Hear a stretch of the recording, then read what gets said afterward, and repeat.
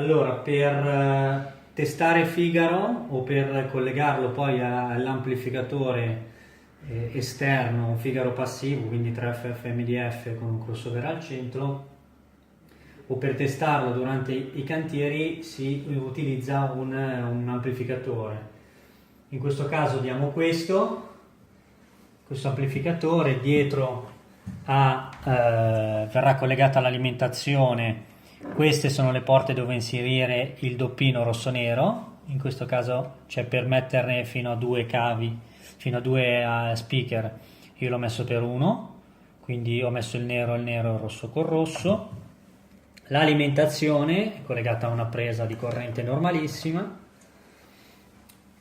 il cavo RCA collegato alla sorgente, in questo caso il telefono per fare un test, e i terminali del rosso e nero andranno poi sul Figaro, avvitati poi al Figaro in questa maniera, con un cacciavite verranno poi chiusi e si permetterà così il fissaggio effettivo. Allora, collego l'RCA, il cavo RCA all'amplificatore esterno, lo accendo, verifico che i cavi dietro siano stati correttamente inseriti. Se non ci sono prima, ovviamente li inserisco la prima volta, quindi qualora non ci fossero li inserisco, il nero col nero e il rosso col rosso.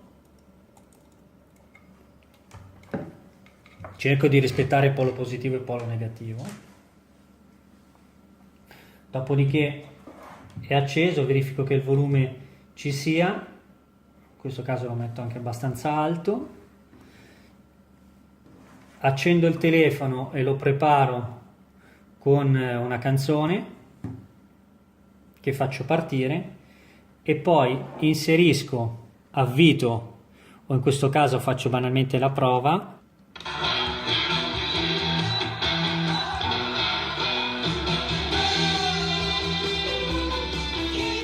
In questo caso la cassa suona, ovviamente suonerà soltanto sfruttando la tavoletta in MDF e l'eventuale superficie su cui è già stata avvitata oppure su cui è appoggiata. Se la lastra è stata già avvitata sulla porzione di cartongesso, suonerà quel pezzo di cartongesso. Una volta che la lastra sarà tirata su e integrata con il resto del controsoffitto, attraverso la stuccatura il suono passerà dalla porzione di cartongesso a tutto il soffitto. È importante evidenziare che sono queste le disposizioni delle viti, almeno 3 viti per lato lungo, quindi un totale di 6 viti M5, in modo che non si torca, non ci sia questo effetto di torsione del legno durante la sollecitazione delle vibrazioni. La vite deve essere avvitata dal basso verso l'alto, quindi andrà in questo senso. La testa della vite sarà sotto il cartongesso e la punta della vite uscirà dalla tavoletta in MDF. Questo è molto importante perché il movimento del cartongesso così non ci sarà e la vite durante la vibrazione non tenderà a uscire dal cartongesso. Grazie.